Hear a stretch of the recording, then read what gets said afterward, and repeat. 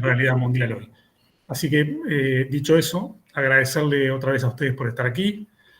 Particularmente agradecerle a Alejandra y a Marcelo, Alejandra Virgin, Marcelo Krzyzewski, que son quienes animaron este conversatorio, hicieron posible que hoy estemos conversando acá.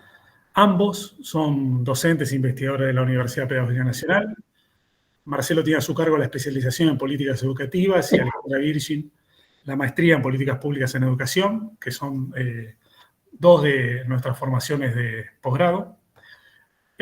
Quiero agradecer particularmente el tiempo que nos van a brindar tanto Pablo Pinó como Perla Selmanovich como Natalia Aruete. Como ustedes saben muy bien, la educación forma parte de la agenda electoral, forma parte central, digamos, las preocupaciones de la sociedad argentina, de esta universidad, obviamente.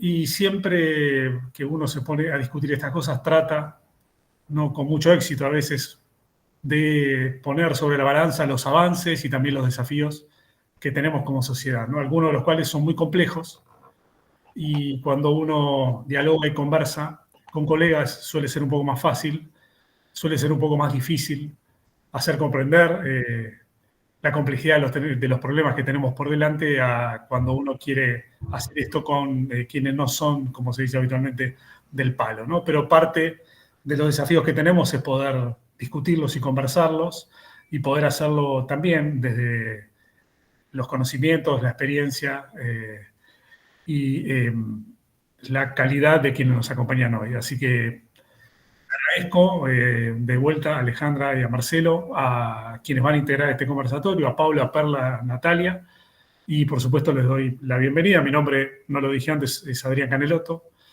Actualmente soy el secretario de Investigación, Posgrado y Relaciones Institucionales de la Universidad Pedagógica Nacional. Y bueno, aquí estaré un rato, porque luego me tengo que ir a dar clases, así que escucharé por lo menos la primera parte. Gracias. Bueno, gracias, Adrián. Iba a presentarte porque no te habías presentado. Buenas noches a todas, a todos, a todes. Bienvenidos a este espacio que llamamos Política Educativa en Debate, reflexiones sobre el derecho a la educación en el escenario actual. Como decía recién Adrián, estamos en un momento crucial para nuestro país, donde la idea de derecho, como nunca antes, está en cuestión. Déjenme empezar por una anécdota. A lo mejor con algunos ya la conversé, porque me impactó mucho. Me bajo un taxi que había tomado para ir a la UNIPE, y el taxista me dice, no deje de votar a Milei. Y yo le pregunto, ¿usted quiere que yo vote a alguien que lo que me propone es vender mis órganos? Y el taxista me responde, si mis hijos tienen hambre, yo prefiero vender mis órganos. Traigo esa conversación porque decíamos recién, la idea de derecho está en cuestión. Votar para poder vender un órgano, para poder darle de comer a los hijos. Hay ahí una alteración inédita respecto de la idea de derecho, respecto de la idea de democracia, que construimos en este país y que tanto nos costó. Entonces, les invitamos a este conversatorio para hablar de educación, por supuesto, pero sin desentendernos del tiempo y de las coordenadas pasadas, actuales, futuras, en que la educación se desarrolla.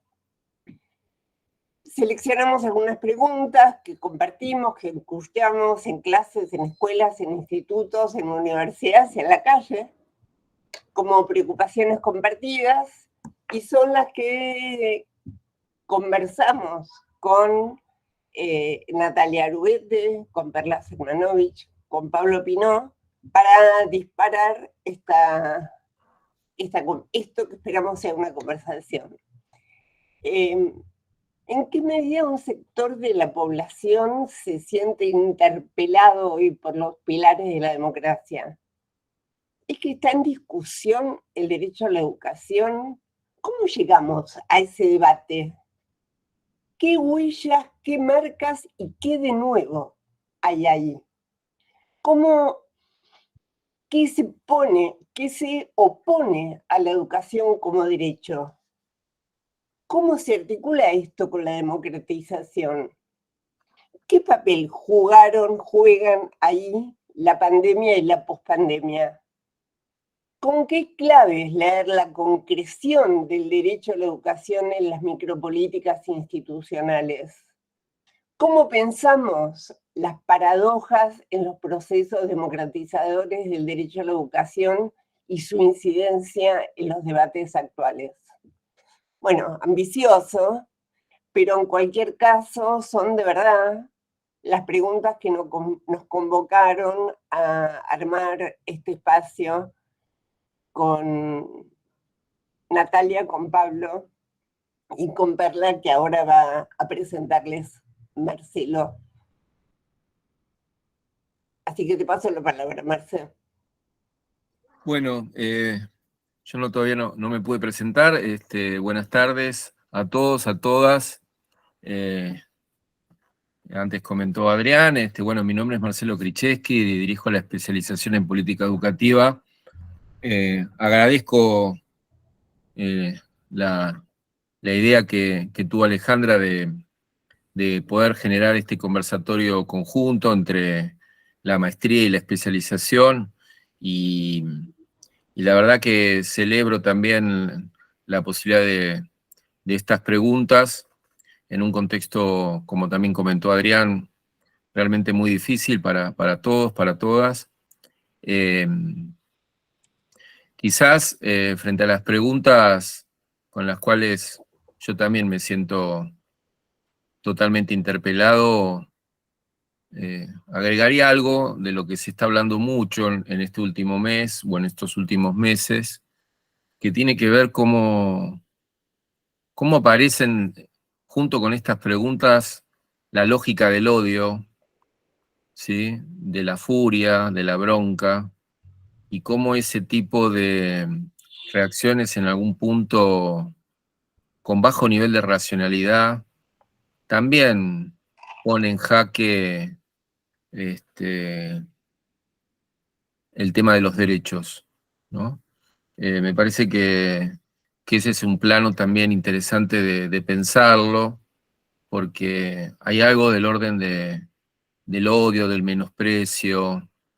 Y en el caso del taxista, como planteaste, Ale, también creo que se juega elementos que tienen que ver con las condiciones de vida, con el problema de la coyuntura del día a día, con lo cual ahí el tema del derecho también aparece quizás, y quizás ese es el problema puesto entre paréntesis, ¿no? Desde lo que sería el llamado sentido común.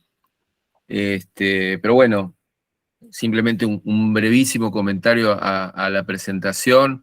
Nuevamente agradezco mucho, y de mi parte la idea es poder presentar a los panelistas que van a compartir este encuentro con nosotros. Inicialmente vamos a iniciar este encuentro con Natalia Aruguete. Te agradecemos mucho, Natalia, tu participación en este espacio. Natalia tiene un currículum realmente bastante extenso, muy interesante.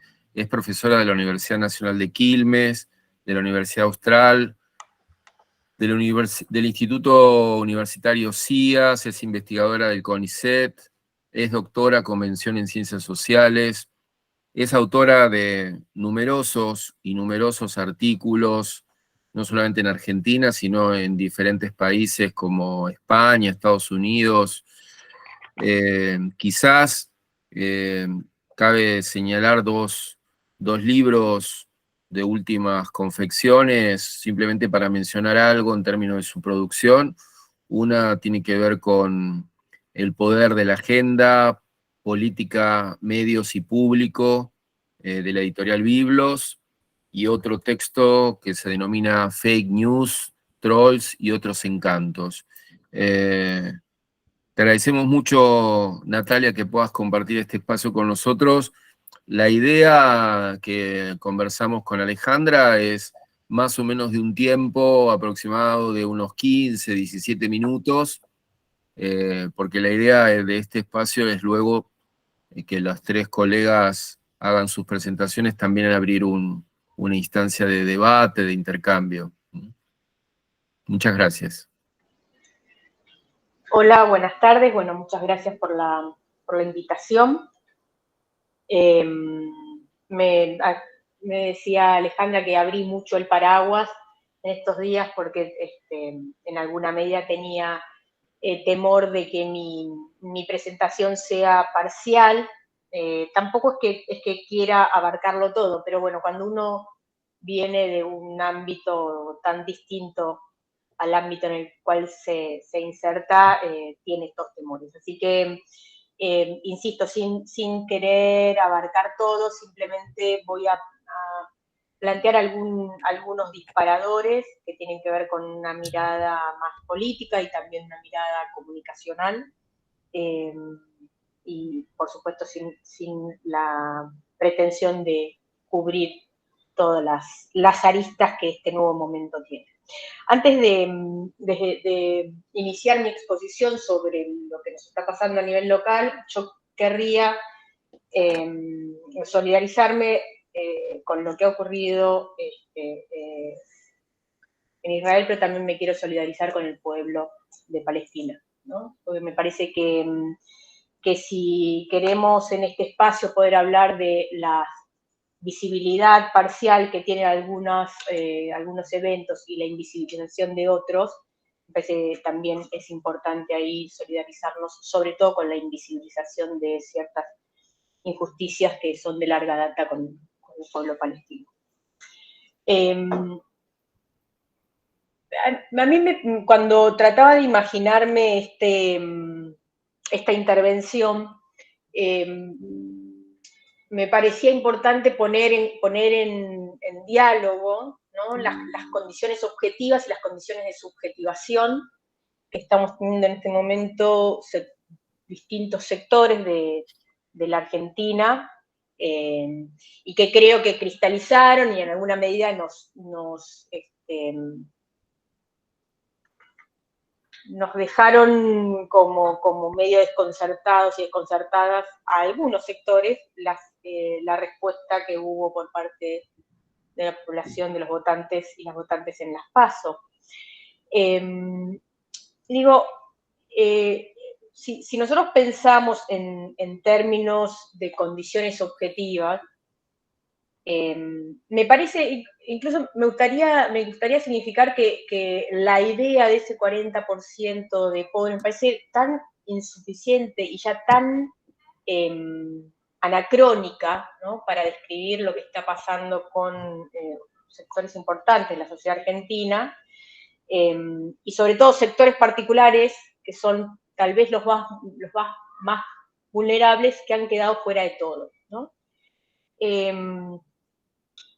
Y entre ellos, bueno, me focalizo en los y las jóvenes, y también en los viejos, ¿no?, a quienes pareciera que nadie los está interpelando, ni siquiera en el marco de ciertas sobreactuaciones discursivas que estamos viviendo en el último tiempo. Digo sobreactuaciones discursivas porque incluso estoy tratando de pensar las últimas medidas que hubo,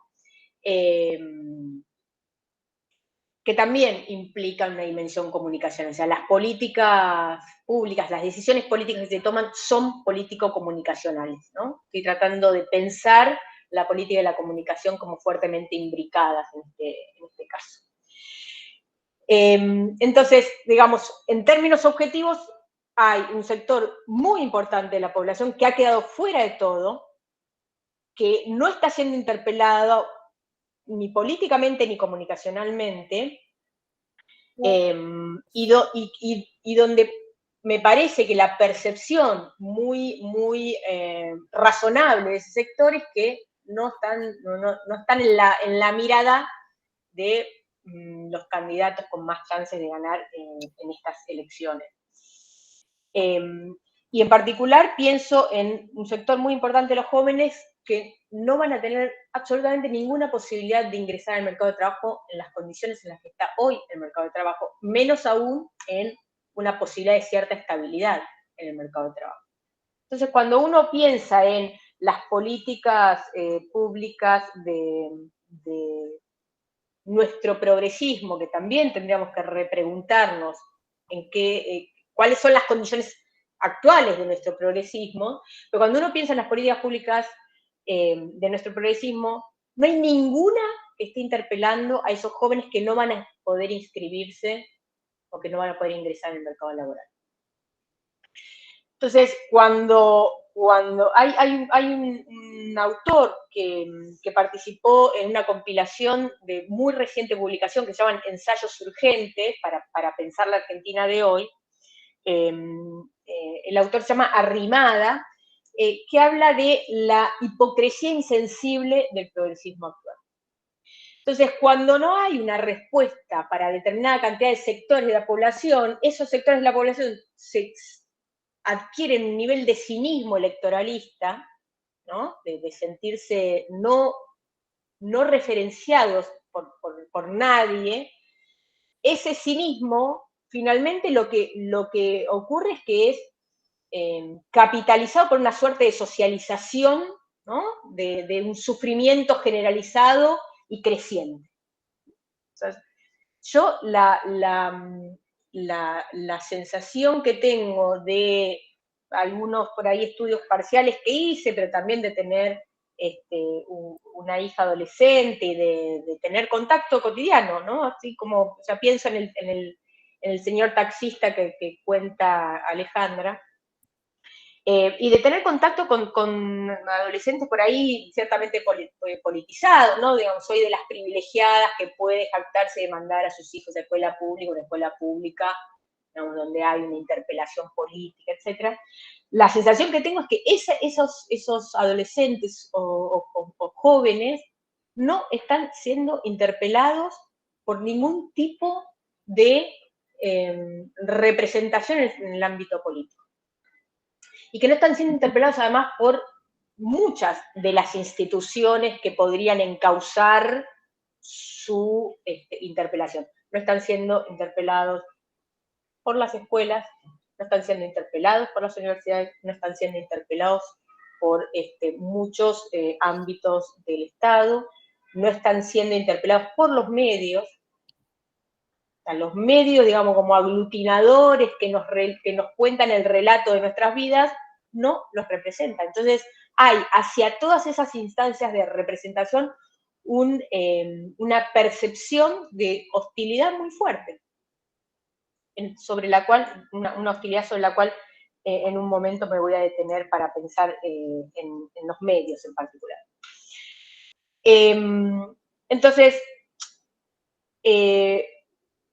me parece que incluso pensando en términos estrictamente discursivos, si uno tratara de recuperar algunas cuestiones de lo que pasó en el debate, ¿no? que hay algo interesante, porque hay como una jactación del periodismo progresista que dice, bueno, dicen que la gente está desinteresada en la política, pero hubo 40 puntos de rating. Ahora, lo cierto es que hubo 40 puntos de rating y después si uno mira qué fueron los términos más buscados en Google o en las redes sociales, lo más buscado es ¿dónde queda la provincia de Córdoba? No sé, estoy diciendo, esto es un sarcasmo, ¿no? Estoy buscando dónde queda la ciudad. La verdad es que no se conocía a los candidatos. Había un profundo desconocimiento de los candidatos y menos aún de las propuestas que hacen. Entonces, si siguiéramos un poco el debate, incluso como una de las expresiones discursivas que hay en estos momentos, que son por ahí la más expresiva, entre un Milei que cita tecnicismos sin decir absolutamente nada, y un Massa que menciona una serie de políticas públicas y Bullrich, que trata de ver cómo hace meter la pata con la corrupción y el kirchnerismo, nadie le habla ni a los jóvenes ni a los viejos. O sea, si recorramos lo que fueron el debate, que uno podría decir, bueno, la parte más, la dimensión más horizontal, donde todos pudieron expresar en el mismo tiempo, bajo la misma temática. Incluso los temas son temas globalizadores que no interpelan, que no están dentro de la agenda de preocupación de los sectores más vulnerables en este momento en la Argentina. Entonces, querer, y me parece más grave aún, porque uno de los principales ataques y de las principales, desde mi punto de vista, denostación hacia los votantes que mayoritariamente votaron a Milei, es que votaron apasionadamente o que votaron desde las emociones e irracionalmente. Y ese me parece otro de los errores que tiene, que tiene el progresismo. Chantal Mouffe habla de eso en su último libro y dice que uno de los errores de la izquierda en Europa, refiriéndose a momentos previos, ¿no? Uno de los errores de la izquierda fue no poder capitalizar las emociones en las identidades políticas. Y a mí eso me parece sumamente grave, porque es además mentira. O sea, nuestro comportamiento político no es solo racional, es además y particularmente emocional. Las pasiones, las emociones y los afectos en nuestro comportamiento político no pueden ser nunca dejados de lado, pues están absolutamente imbricados con las racionalizaciones que podemos hacer o las evaluaciones que hacemos respecto de nuestras preferencias programáticas, si es que hay programa o si es que se transmiten esos programas, que cada vez ocurre menos. Entonces, me parece que allí uno de los errores de la reacción que tuvieron, llamámosle, la dirigencia, los comunicadores, los intelectuales más inscriptos en los partidos más tradicionales, ¿no? O los dos que quedaron segundo y tercero, hay una respuesta ahí que también es afectiva, me parece, que tiene que ver con pensar que el voto del otro es afectivo e irracional, cuando en realidad quien está respondiendo desde un lugar de mucha bronca e indignación son quienes están denostando a quienes votaron por esas opciones, ¿no?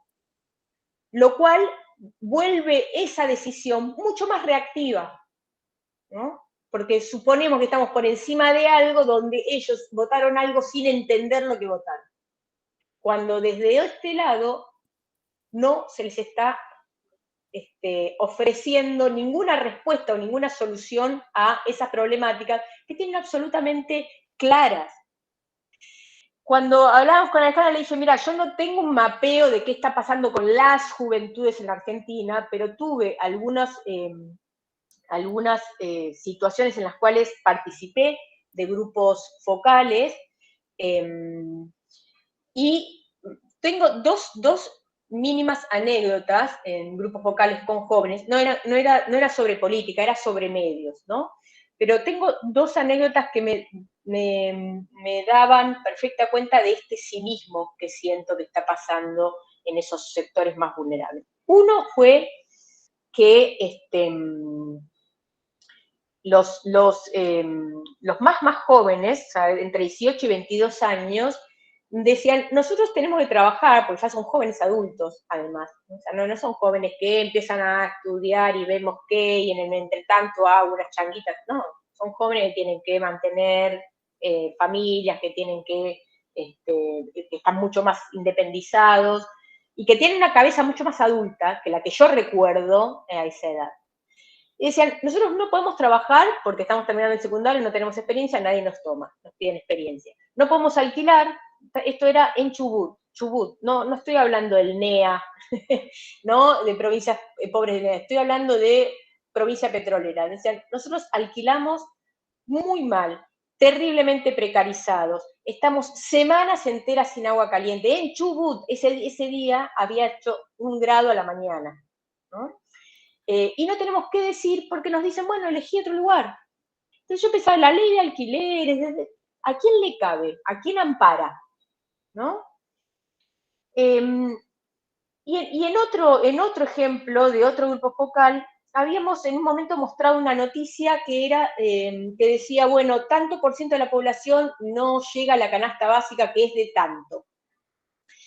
Y una mujer dice, decía, bueno, la familia tipo necesita tanto dinero para llegar a la canasta básica, decía el título. Y una mujer dice, esa no es mi familia tipo. Mi familia tipo de ninguna manera tiene ese dinero para llegar a la canasta básica, ¿no? Y hay un porcentaje mayúscula de la población que gana menos de 130 pesos. Perdón, menos de 130.000 pesos por mes para subsistir. Entonces, ¿cuál es la familia? ¿Cuáles son las representaciones que tenemos para pensar esta sociedad y en función de eso para darle una respuesta? Por eso decía que incluso me parece terriblemente insuficiente la idea de ese 40% de pobreza que crea como índice el INDEC, que es un índice que contempla demasiadas pocas cosas desde mi punto de vista. Una última cuestión que dejo planteada, tal vez para seguir charlándola después, tiene que ver con una dimensión un poco más comunicacional o más estrictamente comunicacional, que es la dramatización de la política, ¿no? Y podemos pensarlo en los debates, pero también lo podemos pensar en lo que fue la agenda de los candidatos, no la agenda promovida por los candidatos, sino la agenda de la cobertura de los candidatos en todo este tiempo, mucho más reforzada desde las PASO en adelante, que tiene que ver con pensar a las campañas electorales como carreras de caballo, ¿no? Digamos, quién mete la pata con quién le dice qué a quién y cuáles son las diatribas que se tiran entre los candidatos. Me parece terriblemente peor porque, digamos, la dramatización de la política es cuando ya la política está absolutamente al servicio de seguir la lógica dramática de los medios, ¿no? La lógica dramática que propone la mediatización de la política. Y era, ya en el segundo debate, ya era una cosa aberrante, ¿no? Cómo se construían los discursos para armar las frases de las camisetas, ¿no? O sea, era ya ni siquiera para ver cómo se crean los memes, sino también para ver cuál es la frase que queda estampada en las camisetas.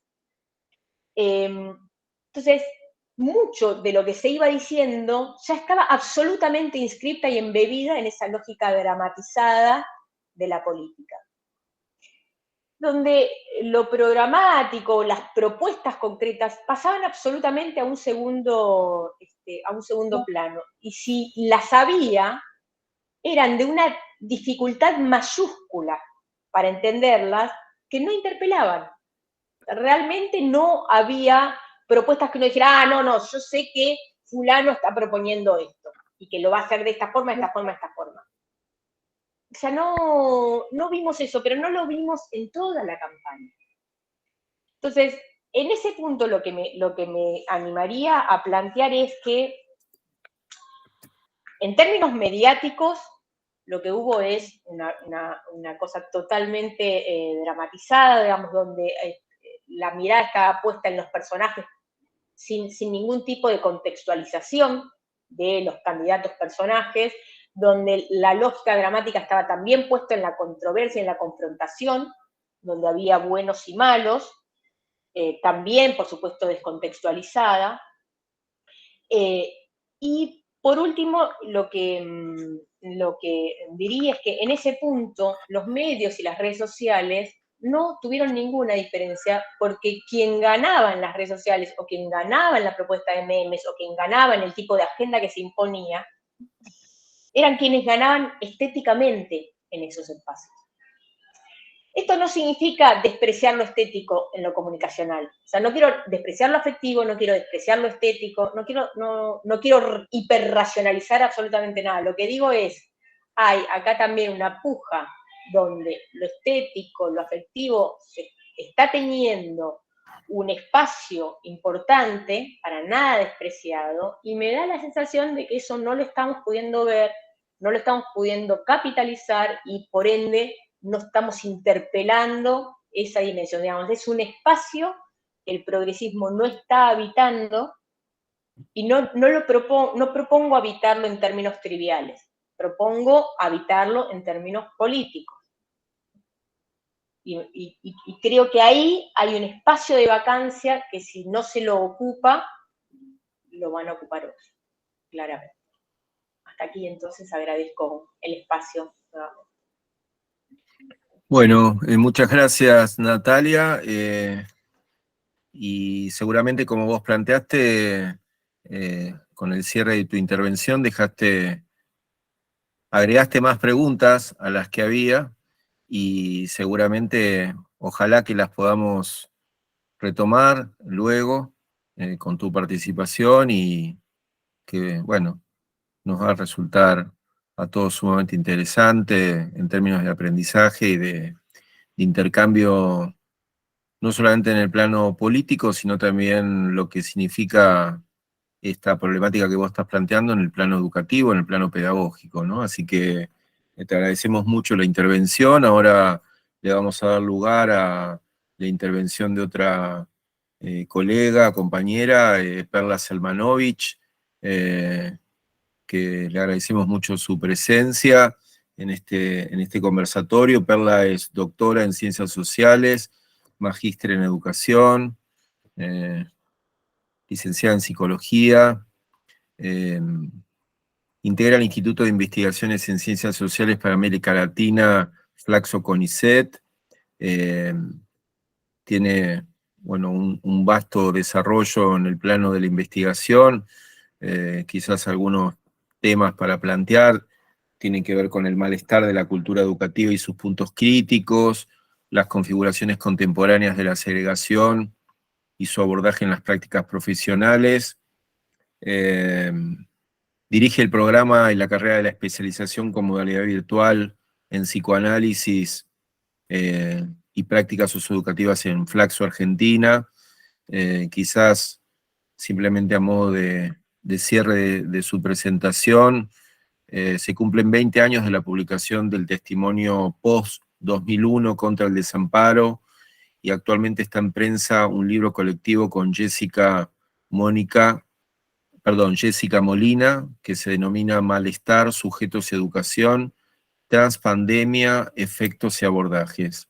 Así que, bueno, Perla, no te estoy pudiendo ver, porque la verdad que el Meet a veces uno ve algunos cuadrados y otros no. Sé que estás con nosotros. Ah, aquí te veo. Ahí estoy. Hola, Así Marcelo. que te puedo ver, porque te estaba tratando de buscar y digo, ¿dónde estás? Ese es el tema del mito, del Zoom. Bueno, Perla, al igual que Natalia, la idea son más o menos unos 17, 18 minutos de intervención. Y bueno, te súper agradecemos tu tiempo y tu disponibilidad. No, al contrario, gracias por la presentación y por la invitación, Alejandra, Marcelo. Me encanta haberla escuchado a Natalia, que hace muchos años que no la veo, creo que nos cruzábamos ahí en CEPA, allá lejos y hace tiempo. Y realmente celebro, ¿no?, esta posibilidad. También como Natalia, con mis reparos, porque si bien tengo una práctica constante en el campo educativo, también desde una arista muy particular que tiene que ver con las subjetividades, por supuesto en el anudamiento con las tramas institucionales y las tramas sociopolíticas, sociohistóricas, que, bueno, esta entrada que hace Natalia me parece que es central. Ahí apunté algunas cuestiones. Algo que iba a plantear, porque forma parte de los puntos focales, digamos, de mis preocupaciones y mis investigaciones, que tiene que ver con las lógicas de segregación, ¿no? Las lógicas segregativas. Y bueno, Natalia hizo una semblanza, también, bueno, cuando Adrián y Natalia también retomaron los acontecimientos tremendos, ¿no?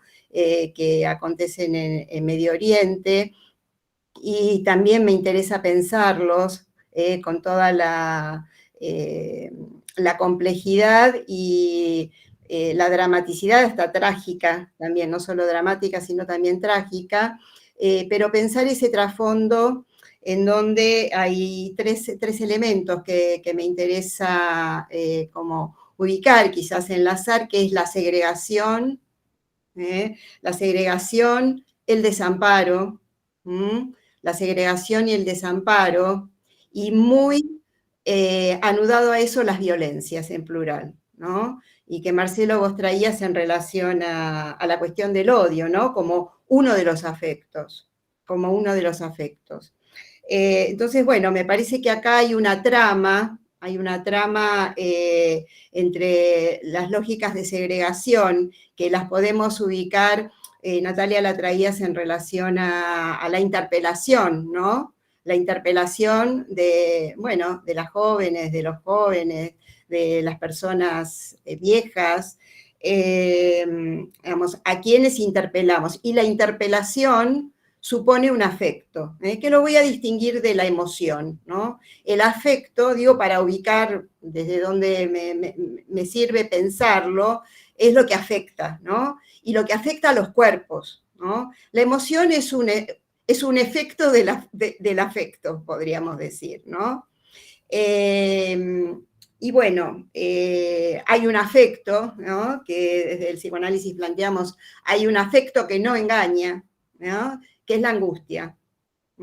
La angustia es ese afecto que no engaña y que está como semillero de las emociones, de esas, de todas esas dramatizaciones, ¿no? que decantan en la política, en las políticas, ¿no? Lo que acaba de describir Natalia, y que efectivamente es para prestarle mucha atención, porque ese afecto que no engaña, que está como base, que es la angustia, y la angustia generada también por los procesos de segregación, y no solamente, y es la segregación no solo en términos, por toda la complejidad que tiene, lo que es la segregación en lo social y en lo íntimo, en ese neologismo que inventó un autor llamado Lacan, la extimidad, es lo exterior en lo más íntimo, ¿no? Que también es segregado, ¿no? Es segregado cuando miramos en el espejo o no queremos ver en el espejo del otro aquello que también late en la propia intimidad, ¿no? Entonces ahí creo que Adrián lo planteaba, lo subrayé como en el inicio cuando él decía, es algo humano y esencial, ¿no? Y diría, la educación es algo humano y esencial, porque hace parte de nuestra condición humana, ¿no? Entonces, yo fui punteando las preguntas, ¿no? que mencionó Ale y que me hizo llegar, y fui como pensando con esas preguntas, ¿no? Y les voy a compartir algunos trazos, como para dejar algunas cuestiones presentadas. Bueno, una pregunta es, ¿está en discusión hoy el derecho a la educación?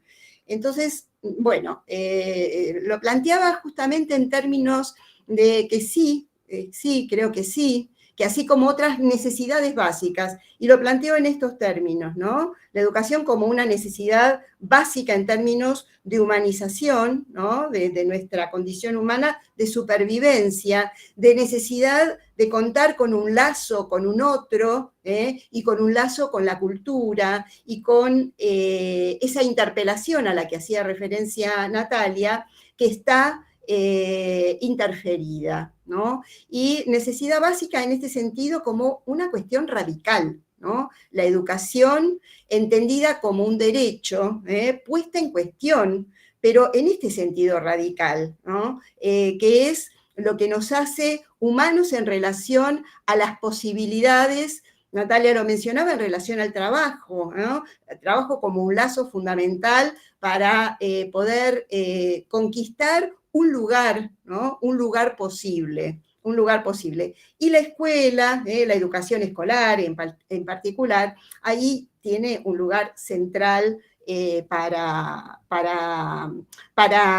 problematizar, para poner justamente en cuestión de qué manera el derecho a la educación está ahí también dentro mismo,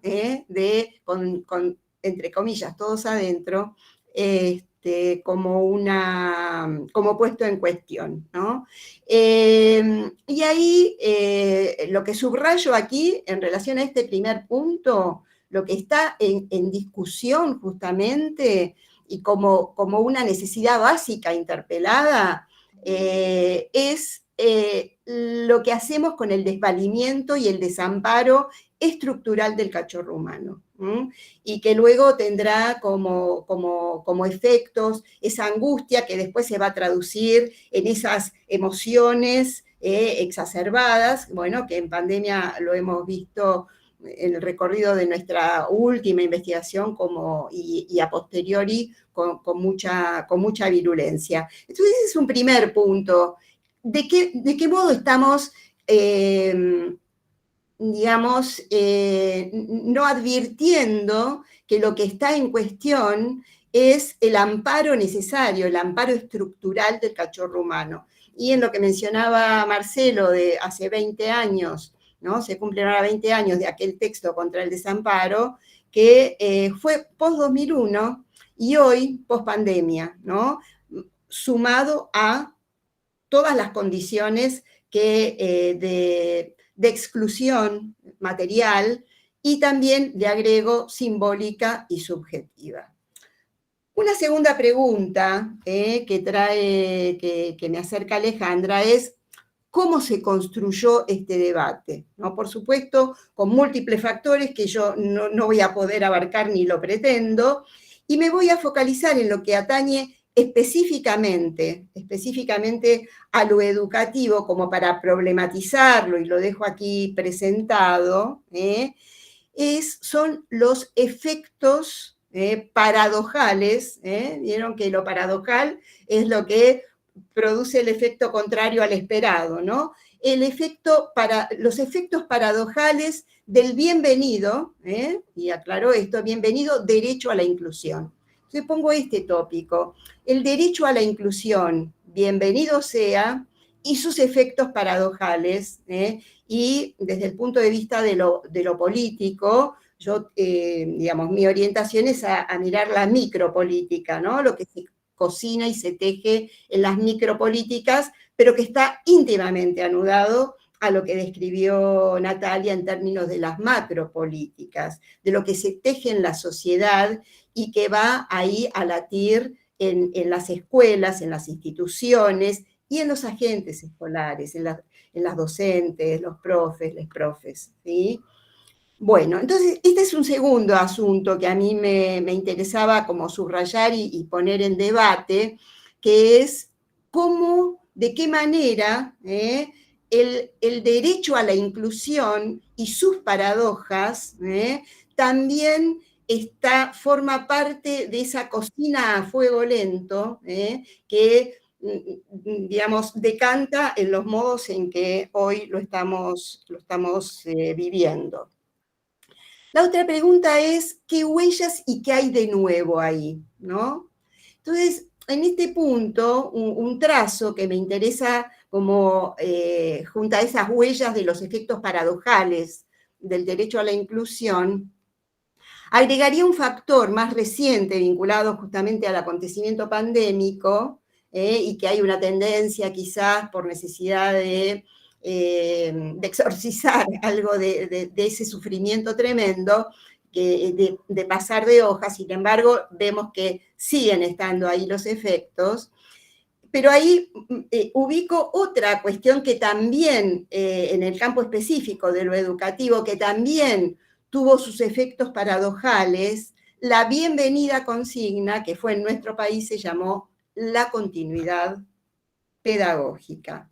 Digo, tanto la inclusión, las políticas de inclusión, los encargos de inclusión, que han generado inclusiones, sí, en el sentido fuerte, amén de plantear que cuando hablamos de inclusión ya estamos incluyendo la exclusión, ¿no? Es como una banda de Moebius con toda la problematización que esto supone, pero tanto el derecho a la inclusión como el de la continuidad pedagógica tuvo sus efectos paradojales, y podría decir, al inicio de la pandemia, creo que fue en mayo del 2020, me invitaron a escribir en una obra colectiva sobre el futuro de la educación. Y ahí yo empecé a trabajar una idea que ahora, digamos, la sigo trabajando actualmente, ¿no? En esta publicación que mencionó y que está por salir, que mencionó Marcelo, que es pensar el riesgo y lo que hemos vivido en términos del empuje a la continuidad y a una inercia de hacer como si no hubiera pasado, pero que también nos iluminó lo que ya venía pasando. Digo, porque hay ciertas vertientes de la continuidad pedagógica, ¿no? Clases de sincrónicos de 4 horas, digamos, como si no hubiera, no tomar nota, ¿no? No tomar nota de esos pliegues de lo visible, así nos gusta mencionarlo. Entonces, hay tanto los efectos paradojales de la continuidad y de la inclusión con pretensión totalizante, ahí hay algo de el no advertir donde no estamos interpelándonos e interpelando a quienes pretendemos incluir y también en el camino de la continuidad, qué es lo que queda como arrasado, ¿no? ¿Qué es lo que queda como arrasado? Y aparecen los efectos paradojales, efectos paradojales que también los estamos viendo ahora. Entre estos dos factores, que apenas son 2 subrayados, ¿sí? Para pensar con ustedes, me interesa pensarlos, nos interesa pensarlos en términos de con una lente transpandémica. Transpandémica. ¿Qué quiere decir o qué queremos significar con transpandemia? Es una manera que nos permite auscultar esas huellas que la pandemia puso de relieve de lo que ya estaba pasando antes, ¿no? De lo que ya estaba pasando antes. Podríamos decir, del mismo modo, que qué es lo que está poniendo hoy de relieve, que traía muy gráficamente, muy claramente Natalia, qué es lo que nos está mostrando este fenómeno del señor que se cree dueño de la ley, ¿no? Mi ley es la que, yo soy la ley, ¿no? Me digo un poco para jugar un poco con esta cuestión tan compleja que estamos viviendo. Entonces, la transpandemia, la lente transpandémica, nos ayuda a poder ubicar esas huellas previas, y qué es lo que se pudo visibilizar, ¿sí? Y qué es lo que estamos viendo ahora, lo que llamamos indicios transpandémicos. Y voy a mencionar algunos que fuimos ocultando en nuestras investigaciones, en nuestros recorridos.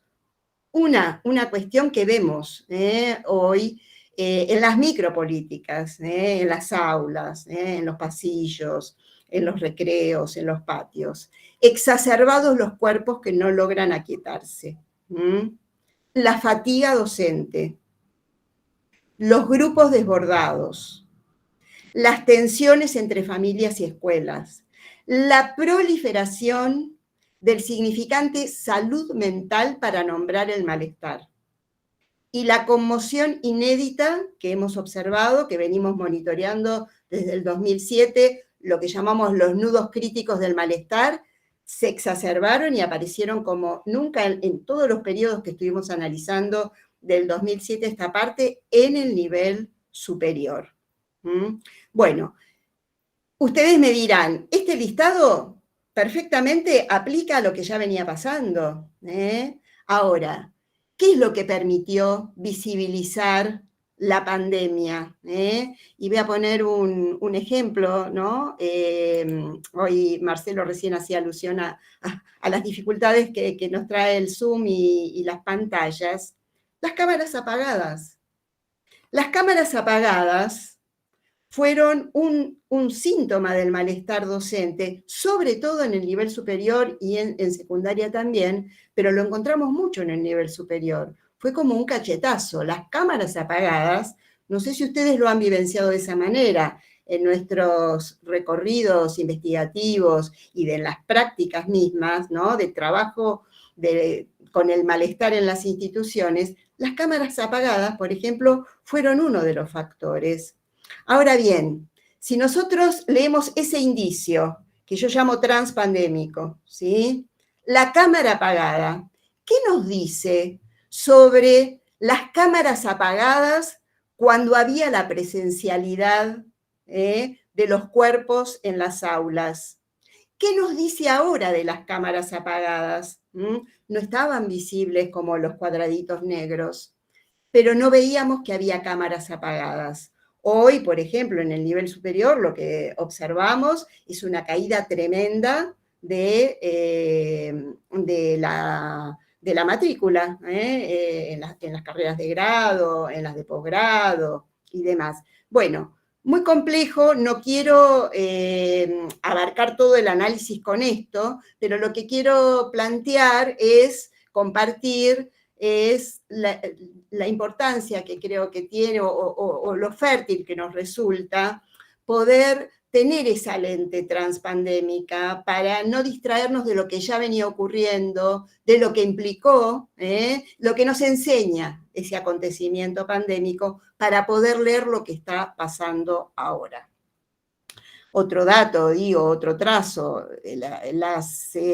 las confrontaciones, sobre todo en los sectores más vulnerables entre familias y escuelas, muestran algo, digamos, la pandemia quizás nos enseñó algo muy importante con respecto a lo que implican los bordes, esos bordes y esos desbordes entre ambas instituciones, lo que implicó no solamente la caída del edificio escolar, que no estaba, sino todo lo que implicó en términos de bordes y fronteras simbólicas, que tenemos escenas muy, muy dramáticas, ¿no? En la confrontación y en esos afectos exacerbados, ¿no? Bueno, que va por la vía de judicializaciones, etcétera. Nuevamente, vuelvo a lo que planteaba Natalia. ¿Qué hacemos con los afectos? Con eso que afecta a los cuerpos. ¿Y qué hacemos desde el lugar educativo, desde el campo educativo?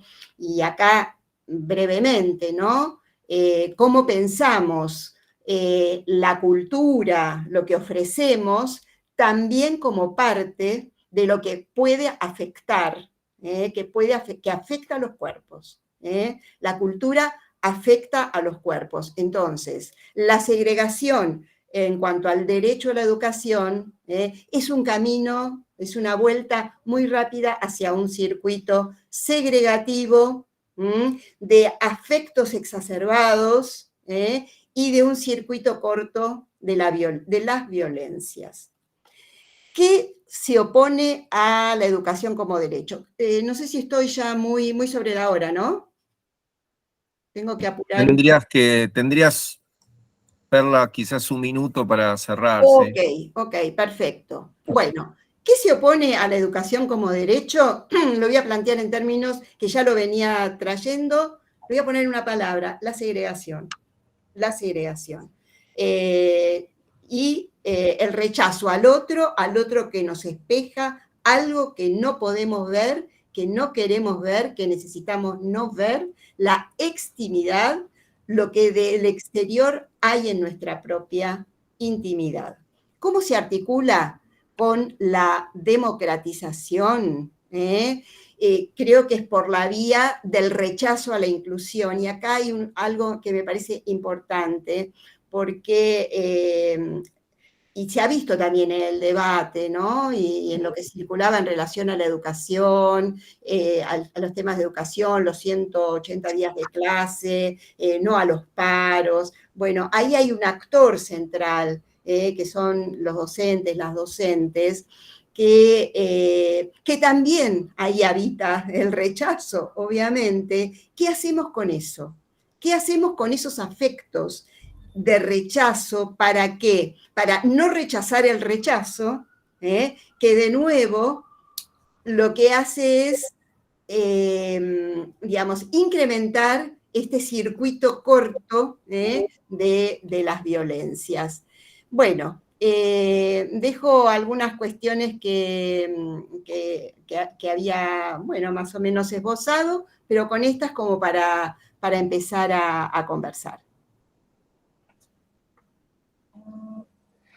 Bueno, Perla, muchas gracias por tu intervención y nosotros ahora vamos a abrir la instancia de intercambio. Como todos saben, estaba en este conversatorio también nuestro colega y compañero el doctor Pablo Pinó, pero está con problemas con el tema del regreso, porque él estaba en Tucumán y se está atrasando bastante el regreso de él, con lo cual estamos resolviendo con Alejandra avanzar ahora en este conversatorio más con la instancia de preguntas, con la instancia de también quizás una segunda ronda que después también Natalia, por supuesto, y Perla nos puedan dar en términos de recuperación de aportes y comentarios de todos los participantes y las participantes en este espacio. No sé si Alejandra, vos querés ahora volver a retomar las preguntas para abrir el intercambio, ¿te parece? Bueno, podemos. Explico un poquito más lo de Pablo, que me pidió que lo disculpen. Tenía un vuelo que se retrasó 2 horas. Habíamos calculado que funcionaba y entonces llegaba y está llegando a su casa y se suma más tarde. Pero entonces, bueno, alteramos el orden. Así todo, quiero decir que entre lo que plantearon Natalia y Perla hay un montón para conversar. Bueno, por lo menos a mí me produjo muchas inquietudes, preguntas, ganas de seguir discutiendo y bueno, Pablo se sumará en unos minutos más para el cierre. Que calculamos hacerlo 20:45. Entonces, lo primero es invitarlos a que planteen preguntas, discusiones, intercambios en el chat. Hay algunos. Ahí Martín ya leo uno de Martín, después agrego otro y les pido a Perla y a Natalia en particular sus reacciones. Martín dice: ¿qué tipo de estrategias podemos utilizar para concientizar a nuestros jóvenes en nuestras escuelas secundarias desesperanzados con todos los candidatos del sistema de vida, para que puedan discernir y decidir si vale la pena votar a uno o no, a un candidato o no, pensando en su bienestar? Me quedaría o reiteraría la primera parte de la pregunta, ¿no? ¿Qué tipo de estrategia podemos utilizar para concientizar, aunque apenas esa palabra que utiliza, a nuestros jóvenes de nuestras escuelas secundarias desesperanzados? Y yo había notado, Perla, antes de muchas cosas, las intervenciones de ambas, pero pensaba cómo se declina eso que decías hacia el final, de no rechazar el rechazo. Y lo pensaba también en relación a esta pregunta de Martín.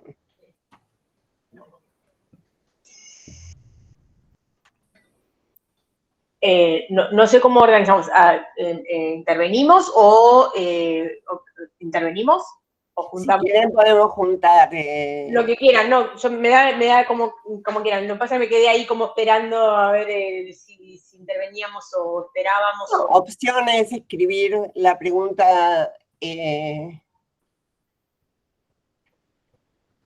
perdón, y hago un comentario. Una opción es escribir la pregunta, la otra levantar la mano y les vamos dando la palabra. El problema es que somos tantos que es complicado, somos 90, ¿no? Y agrego una cosa más que en el chat estuvo presente, que seguramente Perla y Natalia no pudieron seguir porque estaban concentradas en su presentación, que es alguna conversación acerca de qué significa apagar, ¿no? Algunos que plantean apagar la cámara, algunos que dicen apagar la cámara es mi derecho, y otros que dicen qué podemos hacer para no rechazar el rechazo de las cámaras apagadas. Así que me parece, Perla, que esas dos van directito para vos. Empezamos por ahí, cuando Perla termina, quien quiere levanta la mano y le damos la palabra. Carla, ¿querés empezar vos o querés que yo diga cortito y vos tomás? No, dale, Nati, dale. Yo voy a ser un poquitito provocadora con mi intervención. Hay algo interesante que pasa aquí y que lo conecto muy directamente con lo que me pasa a mí en las aulas. En este momento yo solamente estoy dando clases en licenciatura, o sea, no estoy dando masa secundaria, estoy de licenciatura para arriba o de especialización para arriba, pero siguen siendo jóvenes, ¿no? En algunos casos. Y pensaba en la pregunta, ¿cómo podemos hacer para concientizar ¿no? O sea, nuevamente ponernos en lugar de explicarle al otro qué hacer. Y inmediatamente lo conecté con algo que a mí me pasa mucho en las aulas, no porque yo, digamos, de ninguna manera estoy pensando que yo soy buena docente y por eso surge, pero bueno, pero sí quiero decir que lo que me surge mucho en las aulas es, en ocasiones o hacia el cierre de los cuatrimestres, una suerte de agradecimiento de ciertos estudiantes o estudiantas que dicen, gracias por dejarnos participar. Porque solemos tener docentes que vienen con una dinámica eminentemente expositiva, donde se recoge poco de la intervención del otro. Como pregunta, como participación, como interacción con la propia experiencia o con lo que a ellos o a ellas les puede interpelar. Entonces,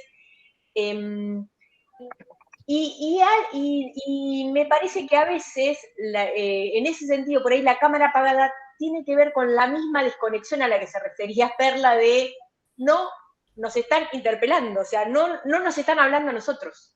Entonces, a mí me gustó mucho lo que dijiste, Perla, respecto de cómo era la cámara apagada en la presencialidad, pero la pregunta que me quedo haciendo, que me la pregunto a mí sobre mi propia práctica docente, es en qué medida nosotros como docentes apagamos la cámara.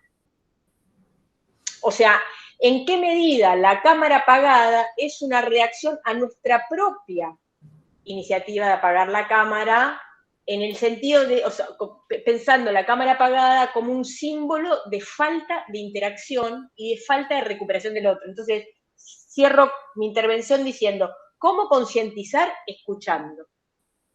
O sea, me parece que antes de concientizar, para reflexionar junto con los y las estudiantes sobre qué significaría o qué tipo de cosas significarían bienestar para ellos, hay que escuchar a ver cuáles son las problemáticas concretas que están perfectamente comprendidas. No es que no se sabe lo que se quiere en el caso de los jóvenes y las jóvenes. No hay una práctica de expresión por parte de ellos y ellas para que nosotros podamos enterarnos cuáles son las problemáticas, para además ayudarlo. Digo, el proceso de enseñanza y aprendizaje supone además que acompañemos la forma en la cual ellos pueden racionalizar o reflexionar. Digamos, cuando uno verbaliza cuál es la problemática, la puede ordenar, la puede identificar. No estoy queriendo hacer psicoanálisis barato, simplemente estoy tratando de pensar en un proceso de racionalización en la enseñanza y el aprendizaje, y me parece que eso está muy cortado. O sea, no hay esa práctica, o porque hay que llegar rápido con los programas, o porque hay que exponer más rápido de lo que... Y si no se llegan los programas, no importa, lo importante es que haya algo de interpelación de lo que les está pasando a ellos. Como hay un desconocimiento de eso, es muy difícil saber alrededor de qué, diría, reflexionar, no concientizar. No tenemos una palabra erudita por encima, que esté por encima de la experiencia de los y las estudiantes. Y me parece que ahí erramos profundamente, porque desconocemos mucho que hay múltiples realidades con las cuales deberíamos interactuar, escuchando más de lo que solemos hacer. Bueno, me voy a hacer pie en esto último que planteas, ¿no? Y a propósito de esta metáfora y literalidad de la cámara, literalidad y metáfora de la cámara apagada, ¿no? Y en esto que el derecho a tener la cámara apagada, voy a ir por ese lado, ¿no? Por el derecho a la cámara apagada y cómo metaforizar la cámara apagada y poder estar atentos a escuchar, dice Natalia, ¿no? A estar atentos y atentas a los indicios. ¿Qué nos dice? Hay un mensaje ahí también, ¿no es cierto? Hay un mensaje ahí también. Y no sé, pero el punto es, y ahí hay una figura que me interesa y que traigo, no la inventé yo, de algunos autores, la docta ignorancia, ¿no? Como practicar la docta ignorancia. La ignorancia es docta cuando sabemos lo que no hay que saber por anticipado, ¿no? Y va un poco en la línea de escuchar, ¿no? En el sentido de el tomar conciencia, el concientizar y demás, que es una ética necesaria de las intenciones, de las buenas intenciones, pero acá lo voy a poner en términos de una ética de las consecuencias, ¿no? En el psicoanálisis hablamos de eso. O una ética de las intenciones, una ética de las consecuencias. En educación, las intenciones son necesarias. Planificamos, estudiamos lo que queremos enseñar, pero después pasan cosas o no pasan, ¿no? Y ahí están las consecuencias, o los efectos. Están los efectos a ser escuchados y a ser leídos. Y metaforizar, por ejemplo, esto de las cámaras apagadas. Voy a dar un ejemplo de una situación que hemos, nosotros trabajamos con le llamamos nombrar el malestar y poder escenificarlo. ¿Cuál es tu escena del malestar, no? Natalia traía una escenita y seguramente cada uno de nosotros de nosotras tiene alguna escena. Una profe, su malestar era las cámaras apagadas. Ella se planteó, en la narración que hace de su escena, dice, yo me planteé, primero me enojaba, afectos, ¿no? El enojo es un gran afecto, es un indicio de cuando la interpelación está interferida, cuando nos enojamos. Entonces la profe decidió que ella iba a enseñar igual, suponiendo que la estaban escuchando. Suponiendo, ella supuso que detrás de las cámaras apagadas había sujetos que podían estar escuchándola. Y esto es un punto central, que lo tomamos justamente de una herramienta de la clínica del psicoanálisis, que es la transferencia, es suponer, no tener la certeza, docta ignorancia, es suponer que ahí hay un interés posible, hay alguien que me pueda estar escuchando.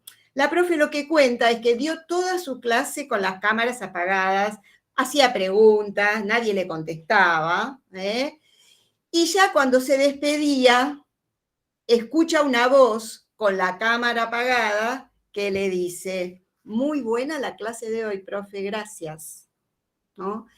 Es decir, ahí, y no digo que sea fácil, ¿no? Yo también doy clases, soy profe, y sé lo que implica no contar con ese reflejo de la mirada del otro, de la pregunta del otro. Entonces ahí, esto de la escucha que traía Natalia, lo voy a traer en estos términos. ¿Qué sería escuchar en este sentido? Como estar advertidos en cuanto a suponer que ahí hay alguien que tiene alguna idea, que puede estar interesado por algo que quizás no es lo que yo tengo, que yo preparé, mi intención, que preparé para darle.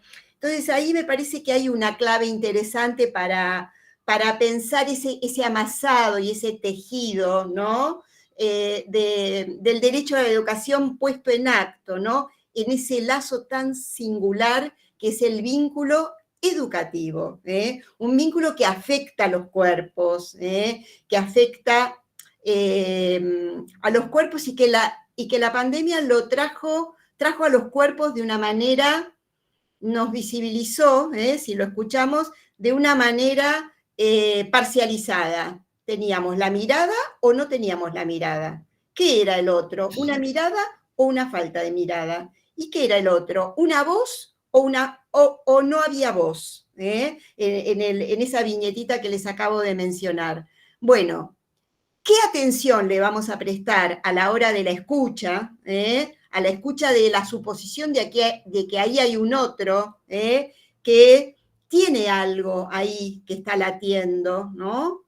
¿De qué manera, cuando tenemos el cuerpo en 3D, en volumen, en la presencialidad, qué atención a eso que la pandemia nos mostró, que el cuerpo está hecho de apartes, y que está la mirada y que está la voz?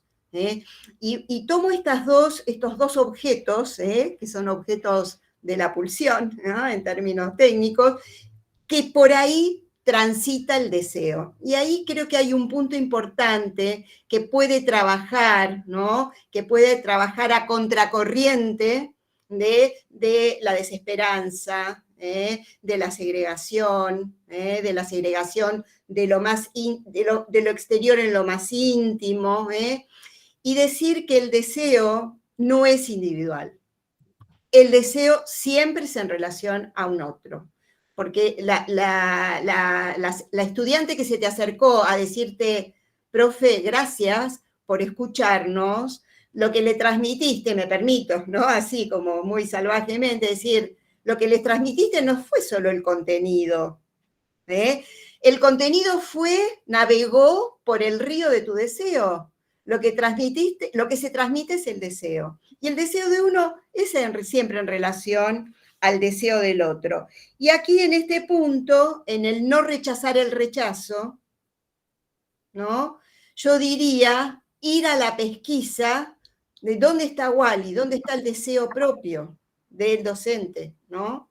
Es decir, es ahí porque donde hay rechazo, hay algo en espejo que se está jugando en ese otro, que rechazo, por múltiples razones, ¿no? Que es de una complejidad importante, pero también ahí, y lo estoy pensando en la formación docente, la importancia, porque ahí también se produce ese rechazo, ¿no?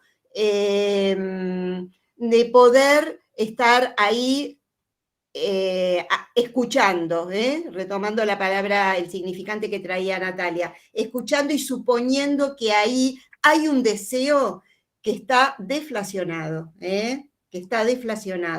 Entonces, bueno, me parece que no rechazar el rechazo es un punto central y que la vía de la escucha, de la suposición que ahí hay un otro, por la vía de un deseo que está en el lazo y que además no es a solas, que es necesario, como en estos espacios como el que hoy generaron ustedes, poder sostenernos entre colegas, ¿no? En lo que atañe específicamente al campo educativo y también poder escucharnos, ¿no? Que a veces es tan difícil porque uno quiere decir lo propio.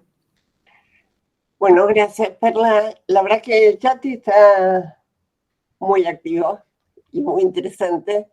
Le damos la palabra, entró Pablo Pinó. Pablo, te estábamos esperando, ya estamos todos saltando y nos alegramos que llegaste de Tucumán. Pero hace rato está Sixta con una pregunta pendiente, hacemos esa pregunta y le damos la palabra a Pablo. Sixta. ¿Está por ahí?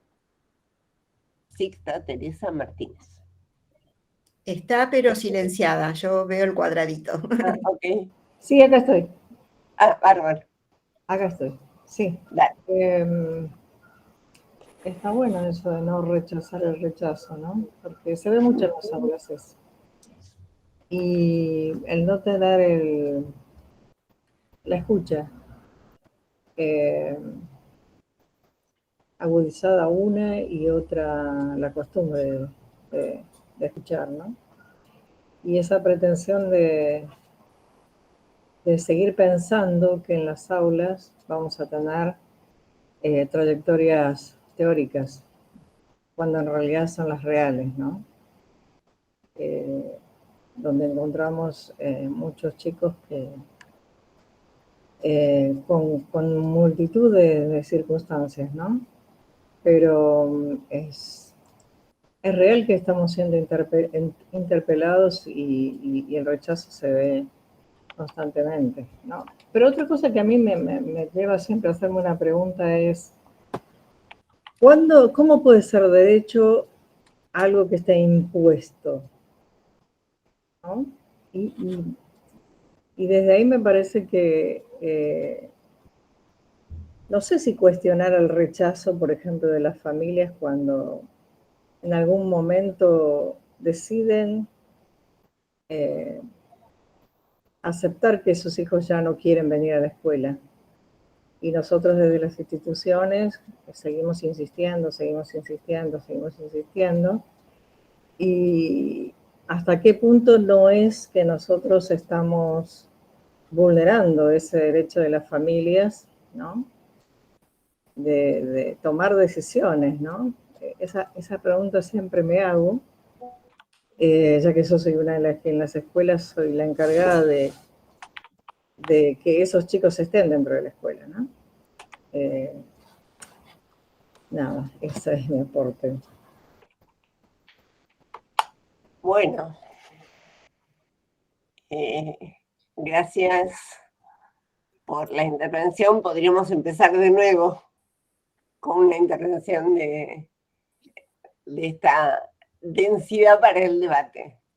Yo no tengo duda que alguna cosa que va a decir Pablo Pinó va a ser de respuesta a lo que acabas de decirnos, así que le paso la palabra a Pablo y lo hago presentando a un querido compañero y amigo, como decía Marcelo. Pablo es doctor en educación de la UBA, es profesor de la Cátedra de Historia de la Educación Argentina y Latinoamericana de Filo, y también da clases en el Normal Mariano Costa de la Ciudad de Buenos Aires. Tiene una amplísima trayectoria en publicaciones, en la indagación alrededor de estos temas, pero quería señalar dos cuestiones solamente, o tres. La primera es que ocupó la presidencia de la Sociedad Argentina de Historia de la Educación, así como la dirección del Departamento de Ciencias de la Educación de la Facultad de Filosofía y Letras. Y la segunda es que hace menos de 2 meses fue declarado personalidad destacada en el ámbito de la educación por la legislatura de la Ciudad de Buenos Aires, para orgullo de muchos y muchas que somos sus compañeros y amigos. Pablo, dejamos a vos para el cierre. Nos alegra que finalmente haya llegado. Estás muteado. Hola a todos, hola a todas. Mil disculpas por la demora y correr, pero bueno, ustedes saben, tardé llegando de Tucumán, tardó todo y atravesar la ciudad, tardó al mismo tiempo en atravesar la ciudad que en venir de Tucumán. Nada que no sepamos y qué sucede, y tiene que ver con, en algún lado, lo que estamos hablando de las formas en que habitamos, los malestares, las incomodidades, ¿no? Los maltratos cotidianos, la suma de molestias, pero que bueno, y muy cansado. Además, estuve todo el día trabajando en Tucumán, también hubo algo de esto, una actividad con los alumnos de escuela secundaria de la Universidad de Tucumán, discutiendo estas cuestiones, enojos de padres, digamos, alguna cosa como bien interesante para seguir adelante. Pero yo pensaba, cuando veía, y retomo lo de Sixta, ¿no? Yo vengo un poco de la historia, la teoría y la política de la educación, nos gusta pensar los términos, ver qué quieren decir, cómo pensarlos, cuál es su origen, cuál es su historia, con qué se une, con cuál no se une. Y yo venía pensando estos días, hay algo de esto interesante, como el problema de derecho, ¿no? La idea del derecho a la educación, vieja bandera, vieja cuestión, con avances, retrocesos, ¿no? Hoy pensamos en la educación superior como un derecho, y está muy bien. Cómo se fue constituyendo en los últimos tiempos, y tal vez no lo vimos mucho hasta que salió a la superficie, el término opuesto a derecho increíblemente es libertad, ¿no? Hoy pareciera que hay una tensión entre el derecho y la libertad, cuando tal vez tradicionalmente fueron sinónimos, cuando tuvieron un origen común, digamos, en cierta... Pero hoy parece que el derecho a la educación se opone a la libertad de la educación. No hay mucha, tal vez hay mucha teorización sobre el derecho a la educación, poca sobre la libertad de la educación, pero que de todas maneras, si le falta teorización, no la vuelve poco efectivo. Yo un poco en la intervención de Sixta escuchaba esto, ¿no? También es que, ¿verdad? ¿Por qué me tienen que imponer esta idea de la libertad? ¿Me escucharon? Se desactivó el micrófono de golpe, ¿no? Sí. Ahí volvió, no sé qué habrá pasado. Pero la libertad como la libertad innata, natural, y como cualquier cosa que venga del orden de lo social, del contrato, del otro, de la convivencia, del estar juntos, va en contra de esto, ¿no? Entonces me parece que se produce muy esta oposición actual entre derecho y libertad de la educación, ¿no? La libertad como la bandera a tomar, lo que hay que buscar, cada uno estudie lo que quiera, esta cosa de la libertad como una gran variable opuesta al derecho a la educación, ¿no? Entonces, y hay que empezar a escucharlo, ¿no? Esta idea de, bueno, Sixta pregunta, en el origen del sistema fue un gran debate en el liberalismo, perdonen que vaya la historia, ¿no? Sobre el tema de la obligatoriedad escolar, si era posible o no podía. Y hubo una idea que, bueno, triunfó la idea de la obligatoriedad escolar, con dos argumentos, pensando que, ustedes piensen, voy a ir allá atrás, al liberalismo, el liberalismo fundante, el liberalismo del siglo XVIII o del XIX, donde, bueno, el vínculo, la forma que el liberalismo vincula a las sociedades con los individuos es en términos de derechos y obligaciones.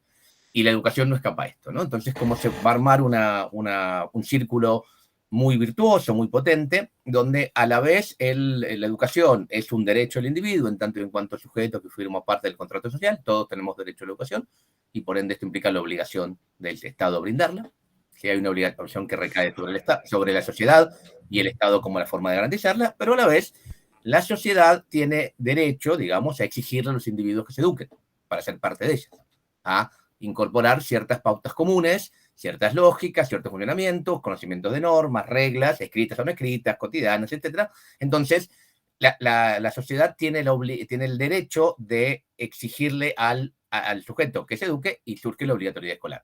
Digo, en cierta forma, derecho y obligación es una cosa que vincula ambas partes, y esto fue muy potente durante mucho tiempo. Empezó a caer, digo, piensen también que la idea de la libertad de la enseñanza va a venir también de la mano de la educación privada, ¿no? En cierta reestructuración en la década del 60, cuando los movimientos de privatización educativa, y es importante que en términos teóricos hacemos estas cosas, distingamos entre privatización y mercantilización educativa. Creo que actualmente, más que de privatización, vemos un momento de mercantilización, no son sinónimos. Se apropió del término de libertad educativa, ¿no? Como el derecho a enseñar lo que yo quiero, digamos, y en primeros enunciados, y sí, nadie va a plantear que nadie tiene, por supuesto que está el derecho a enseñar lo que uno quiera, pero ¿cómo se articula con esto, no? Esta idea de, bueno, hay algo de la obligatoriedad escolar, también tiene que ver con la cuestión obligatoria, garantiza que los que no tienen acceso tengan acceso. ¿Sí, algo impositivo? Sí, claro que hay algo impositivo. No hay una idea donde cuando algo es obligatorio va a permitir que aquellos que no cuentan con los recursos de tenerlo van a tenerlos igual. Digamos, corre de la idea del sujeto individual que logra por sí mismo satisfacer sus cuestiones. Hay una cuestión de lógica colectiva. Entonces, me parece que hay algo ahí que tenemos que poder ser capaces de ver esta idea, ¿no? Bueno, cuando se habla de libertad, ¿qué se habla de libertad en la educación? Aparece la idea de la libertad como el gran concepto, que va a ordenar ciertos discursos político-pedagógicos actuales, muy eficientes, muy potentes. ¿Por qué tengo que aprender esto? ¿Por qué tengo que ir a la escuela? ¿Por qué me tienen que enseñar esto? ¿Por qué no puedo elegir yo qué aprender? Digamos, que se articulan, ¿no? El derecho parece como algo impuesto, lo cual suena raro, pero obviamente muchos sujetos... Escuché un poco lo de Perla, pero me parece que hay que darle escucha. Bueno, uno se enoja mucho con esto, pero hay una escucha fundamentada. Bueno, a mí me parece un delirio que la gente viva los derechos como imposiciones, pero bueno, se vive así. Habrá que intentar a ver cómo logramos escuchar esto que nos parece inescuchable e improcesable, digamos, contra la idea de libertad. Entonces, me parece que en la actualidad, y esta sería mi intervención, bueno, ver cómo estos derecho y libertad, términos que muchas veces fueron casi sinónimos, hoy aparecen como opuestos. ¿Y qué implica esta oposición, ¿no? Esta es la idea con la que yo venía para comentarles y contarles. Y creo que lo de Sixta me dio un pie, ¿no? Esta la cosa. Ahí Marcela, hola Marcela, mi sobrina Ana, ahí estaba Marcela García Pinó, hola Marcela, que está por ahí. Planteaba educación física, bueno, uno tiene derecho, bueno, hay una cuestión de que hay que preguntárselo. Yo creo que sí, que estamos con estos temas de los tiempos, de la rápida, la satisfacción garantizada, digamos, pero está bueno, por lo menos está bueno volver a preguntárselo, ¿no? ¿Cómo es esto? ¿No? Y como esto decía Sixta, bueno, la cuestión de las familias diciendo, bueno, ¿por qué no puedo mandar a mis hijos a las escuelas? Bueno, ahí hay que escucharlo, entender, hacer un esfuerzo que creo que nos cuesta mucho. Estoy hablando con gente que estamos un lunes a las 8:15, 8:30 de la noche hablando por educación. Nos cuesta pensar no ir a la escuela, no nos gusta la escuela, nos cuesta pensar que hay gente que no tiene un vínculo con el sistema educativo tan potente, tan productivo como el que tenemos nosotros, ¿no? Nos cuesta pensar que hay gente como que no le importa la educación y cómo hay gente que dejó de ir a la escuela hace 25 años y no volvió más. ¿Cómo no? Pero hay que poder escucharlo. Creo que esta dificultad de escuchar nos complica un poco. Tal vez por ahí van un poco las ideas que se estaba ocurriendo compartir con ustedes. Obviamente la pandemia golpeó muchísimo, ¿no? El mundo de las apps, ¿no? Hay todos unos cambios culturales profundos. La pandemia fue muy fuerte. Nos refugiamos en el espacio, nos tuvimos que refugiar en el espacio privado, doméstico, chico, y bueno, y eso se construyó una cierta subjetividad, una cierta forma de habitar el mundo. Fuimos capaces de hacerlo, y bueno, a veces la escuela plantea lo siguiente, ¿no? A mí se me ocurrían estas ideas para compartir.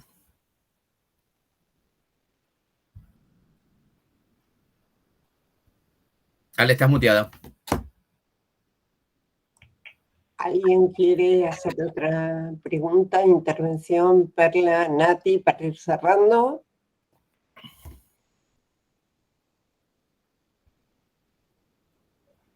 Perla, estás muteada. Voy a retomar algo del que... Hola, Pablo, ¿cómo estás? Hola, Perla, ¿cómo estás? No, pensaba, me parece muy interesante, bueno, por un lado la pregunta que trae Sixta y cómo vos lo retomás articulando la cuestión del derecho y la libertad, ¿no? Y la cuestión de la libertad, que además es una bandera hoy enarbolada, paradójicamente, ¿no? Y me evocó a algo que suele decir una compañera del equipo de trabajo. Ella dice, la libertad es una cárcel. La libertad es una cárcel. ¿En qué sentido? Esto a propósito de, por ejemplo, narra tu malestar, digo, por las cosas de las que nos ocupamos, ¿no? Bueno, pero pongamos ciertos bordes, pongamos ciertos bordes y hay algo que le ofrecemos al otro en esa escucha, ¿no? Hay algo de esa libertad que habitamos, que es una libertad que tiene estoy balbuceando a partir de lo que vos estás trayendo, ¿no? Creo que la cuestión del derecho, sin el sujeto, sin la escucha, ahí el derecho se diluye.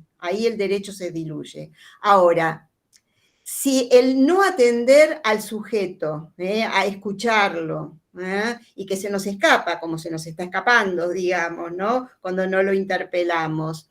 La contracara de eso es la libertad que, como diría mi compañera, eso es una cárcel. ¿Por qué es una cárcel? ¿No? Cuando el todo vale, el cada uno hace la propia, ¿no? Y que, bueno, lo que traía Sixta, ¿y por qué una familia se va a ver sometida a algo a lo que no está dispuesta? Entonces, ahí el punto es si lo miramos como una libertad individual de cada uno, me parece a mí, o pensamos esa maquinaria en donde la familia que dice yo no mando a mi hijo más a la escuela o porque mi hijo no quiere ir, ahí instalar la pregunta, pero que es una pregunta política, una pregunta de la micropolítica, de lo que está, ¿qué hace que haya ese rechazo? A mí me parece que la salida por la vía de me voy, ¿no? Me voy a mi libertad individual, es como un máximo de la segregación, de la autosegregación, ¿no? Lo cual no quiere decir sostener las cuestiones que hacen a que se rechace ese modo de estar en la escuela y que muchos chicos no quieren estar y muchas familias se acompañan. Bueno, ni hablar de toda la lógica del home office del homeschooling, ¿no? Es decir, bueno, cada familia, bueno, en términos históricos y demás, Pablo puede entender mucho más que yo de esto, pero a mí se me ocurre pensarlo en estos términos, porque es darle el crédito a ese derecho individual, ¿no? Es también desentendernos y no escuchar qué es lo que está llevando a ese fenómeno de deserción, ¿no? La deserción, ¿no? Como un fenómeno de época también, la deserción. Yo agregaría solo algo muy pequeño, haciendo pie en lo que dice Perla, en lo último dice Perla, de lo que no estamos escuchando, de esa respuesta, ¿no? De esa reacción, la deserción también como una respuesta, porque me parece que algo de lo que fue circulando hoy, entre lo que fuimos diciendo varios o varias, es que en el intercambio, digamos, en el diálogo, en la interacción comunicativa que tiene una de sus expresiones en el ámbito educativo, hay una dimensión del contenido, ¿no? Creo que lo retomaba Perla en un momento cuando habló del contenido, y hay, por ahí yo lo digo en otros términos a lo que dijo Perla, pero quiero referirme un poco al sentido de lo que le escuché a ella, hay una dimensión más expresiva, y más performativa. ¿Qué le estoy queriendo decir al otro con esto que estoy diciendo? O con esta respuesta, o con esta manifestación. Me parece que la deserción es una respuesta expresiva, ¿no? Dirigida al otro, como reacción a algo que no me está representando, que no me está interpelando, que no me está sirviendo, etc. ¿Por qué digo esta cuestión expresiva? Porque junto con esto que me parece que los tres fuimos diciendo, esta repregunta o resignificación de la libertad o el derecho y de aquello que la escuela cumplía, ¿no? Como institución, tal vez esa deserción como expresión, como respuesta expresiva me parece que nos tiene que llevar a preguntarnos qué de eso que prometía la institución escolar no está pudiendo cubrir, ¿no? Porque voy a decir algo muy de perogrullo, pero ¿no? La supuesta respuesta no punitiva a la delincuencia o a la inseguridad o la etiqueta que les queramos poner es que esos chicos no tienen acceso a un montón de cosas, entre ellos a la educación, lo cual los sacaría de la delincuencia, ¿no? Digamos, eso es una etiqueta como muy facilonga que se ha usado como respuesta supuestamente no punitiva a la delincuencia. Y en qué medida hoy la inserción en una institución educativa resuelve esa no salida más delincuencial o más corrida de lo que serían los cánones correctos de la socialización. Lo digo, entre otras cosas, porque muchos de los jóvenes y las jóvenes lo que están diciendo es, la escuela hoy no me resuelve mi inserción laboral. Que es como, también forma parte de estos derechos básicos a los que nos referíamos, digamos, no solamente la escuela como derecho básico de socialización y de muchas cuestiones del orden de lo simbólico, sino también como una cierta garantía de un acceso a una vida digna, ¿no? Que incluya inscripción en el mercado laboral, inscripción no precarizada, no precarizada, no solamente no precarizada, sino no ninguneada, no despreciada, ¿no? Que es muchas de las formas en las cuales los y las jóvenes, o muchos de los ya no tan jóvenes, nos inscribimos en el mercado laboral. Entonces, también me parece que pensar en la deserción en términos de esa respuesta afectiva y expresiva a lo que esa institución en este momento no estaría cubriendo, según la mirada de una gran parte de la población.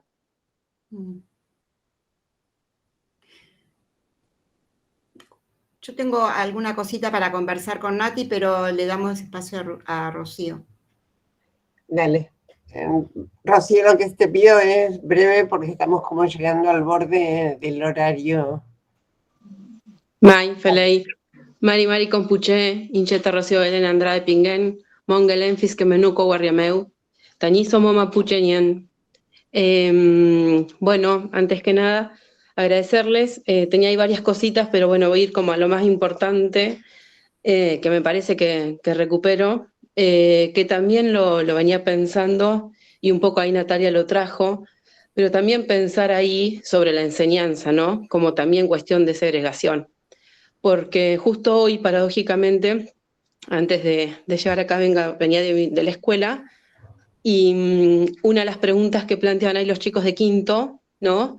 Es que sienten que en la escuela no aprenden, ¿no? O sea, la interpelación a que en la escuela no aprenden.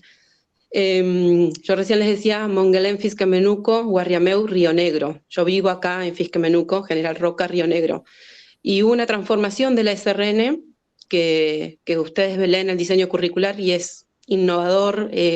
Nadie podría no estar de acuerdo en esos lineamientos. Sin embargo, la falencia y la política de Estado de no acompañar esa implementación hizo que la SRN no suceda, ¿no? O sea, está del 2017, pero sin embargo no sucede. Los chicos en quinto año tienen un espacio interdisciplinario de Ciencias Sociales y Humanidades y hay 5 profes. Ellos sienten que todavía no entienden qué hacen esos 5 profes, ¿no? O sea, y hoy fue muy, nada, era otra cosa la actividad que estábamos haciendo. Yo justo estoy en el taller de proyecto socioeducativo, donde estamos parquizando una plaza, y ellos estaban ahí haciendo la entrevista, leían entrevistas de los vecinos que le habían hecho, y a partir de ahí ellos hacen esta reflexión, y es más larga, no me quiero detener porque hay poco tiempo, pero sí quiero como interpelar en esta cuestión de la enseñanza, ¿no? Como docentes también, como institución educativa, como política de Estado, ¿no? ¿Qué tanto también ahí hay una profanación, hay una estafa, ¿no? Digo, que no solamente alcanza con una posición docente o como colectivo, sino que también como una política que nos larga al vacío en una transformación innovadora, porque celebro esa SRN, pero que sin embargo después, por las coyunturas políticas, porque no está ese acompañamiento en lo real, y eso queda un como sí, ¿no? Pero más aún con la gravedad de que hay un montón de recursos, hay un montón de cosas que podrían suceder y no suceden, ¿no? Porque no hay falta de formación, por un montón de cosas. Y la pregunta de los estudiantes, o sea, o por lo menos la interpelación de ellos, es que la escuela de sus papás fue mucho mejor, ¿no? La escuela de sus abuelos fue mucho mejor. Y nada, me quedo pensando también, ni pensar en términos, tenía otras cosas para compartir, en términos del odio, del racismo, el racismo exacerbado en Río Negro, la cuestión de lo que era no poder nombrar Santiago Maldonado Yem, Rafael Nahuel, ¿no? O sea, El Ministerio de Derechos Humanos en ese momento no pudo salir a pronunciar y declarar Ministerio de Educación y Derechos Humanos en términos del repudio a lo que fue el asesinato de Rafael, que justo está sucediendo el juicio. Digo, todo eso sucede en las escuelas, ¿no? Identidades invisibilizadas. Digo, bueno, había muchas cosas que quería retomar, pero me quiero quedar con esto, con la pregunta sobre la enseñanza, ¿no? Pero en todas sus esferas, desde lo más micro, como mi posición como docente, pero también desde lo más macro como una política de Estado. Bañún, por la palabra. Pablo, ¿querés responder vos? Estás muteado. Lo que está haciendo la compañera es recuperar un eje de tarea, que es la enseñanza, ¿no? Volver a poner el centro, no sé cuánto se dijo esta palabra, supongo que sí, pero bueno, recuperar la tarea de enseñar, volver a plantear esta idea.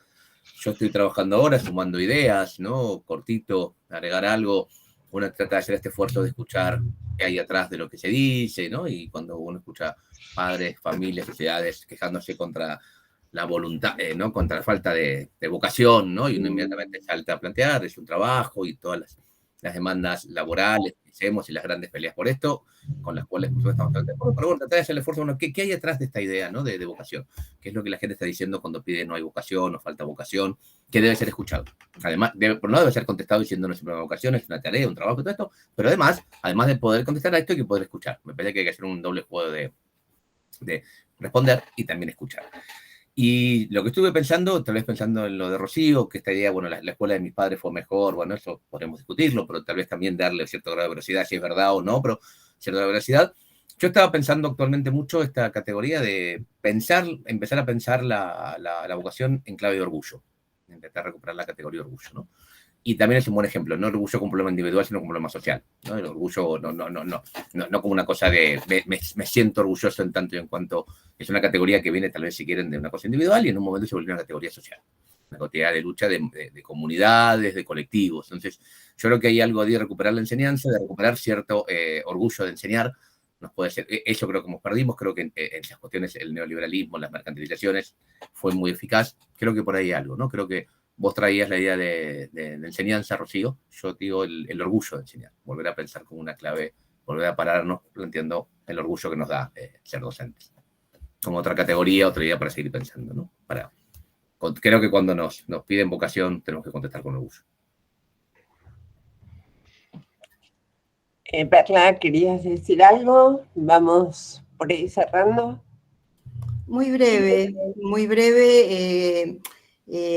retomando algo de lo que traía Rocío, justamente en relación a la enseñanza, en donde la micro y la macropolítica están ahí tejiendo, ¿no?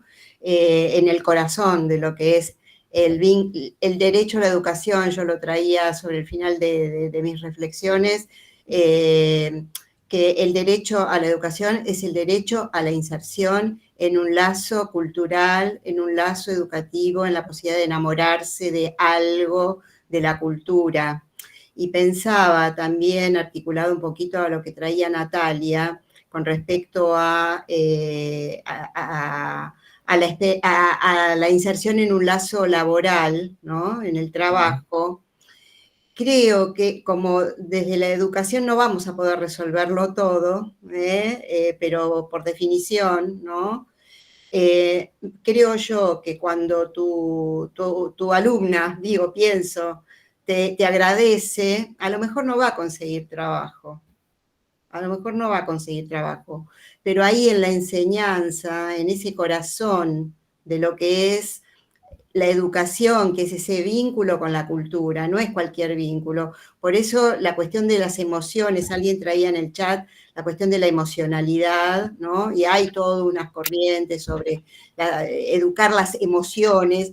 ¿Qué pasa con ese vaciamiento, ¿no? De lo cultural, de la enseñanza, y el escuchar no está por afuera, y los afectos no están por afuera de la enseñanza. Son arte y parte de cuidarse en la enseñanza, justamente, y creo que ahí hay una clave que forma parte de la escucha, ¿no? Y una última cosita, a 20 años del 2001, cuando en marzo del 2002, en CEPA, lo dirigía Alejandra en ese momento, pensábamos que iba a estar los cacerolazos en las escuelas,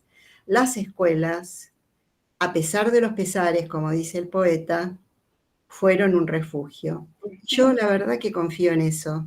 A pesar de los pesares, creo que ahí es esa ventana del Estado, y que en nuestra historia argentina, ¿no? Particularmente las aventuras libertarias en el mal sentido de la palabra, creo que ahí hay una resistencia, bueno, para que va a seguir ocurriendo, confío en eso. Bueno, me diste un pie así increíble para cerrar. Muchas veces pensando el 2001, pensamos qué hubiera sido el 2001 sin escuela. Y yo creo que también tenemos que pensar qué hubiera sido la pandemia sin escuelas. Totalmente. Hay ahí una institución que tiene que escuchar con todos estos problemas que se pusieron aquí sobre la mesa. También quiero decir, me tocó coordinar un proyecto en la provincia de Buenos Aires.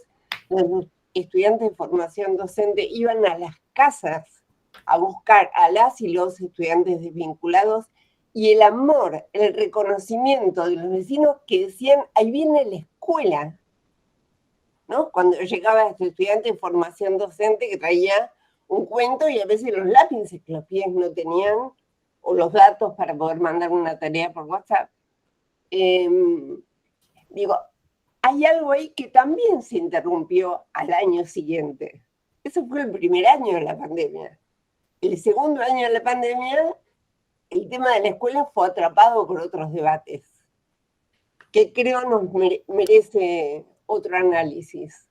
Pero sí, me gusta terminar este encuentro, pensar en próximos, pero decir ahí ¿qué sería? ¿Qué ha sido nuestra sociedad con la escuela? ¿Cómo esa nostalgia no nos paralice ni nos deje en un lugar que no pueda escuchar? Y cómo todavía hay, y lo digo así, todavía hay un piso social sobre el que tenemos que escuchar para poder hacer una escuela mejor. Eso no va a resolver las cuestiones del mercado de trabajo, no va a resolver las cuestiones de la pobreza, no, pero por lo menos sí va a crear una conversación, una pelea diferente. Bueno, les agradecemos un montón. Somos 70 a las 9 de la noche de un lunes discutiendo estas cosas. Un agradecimiento muy especial a Natalia Aruguete, a Perla Selmanovich, a Pablo, que llegó con lo último que quedaba de él, a Marcelo y a la UNIPE, que siempre están abiertas a organizar estas cosas. Así que bueno, gracias a cada una y a cada uno, y nos seguimos viendo. Un abrazo. Muchas gracias, hasta luego, profe. Gracias. Chao. Chao, muchas gracias. Chao, gracias. Chao, gracias. Gracias. Gracias. Buenas noches.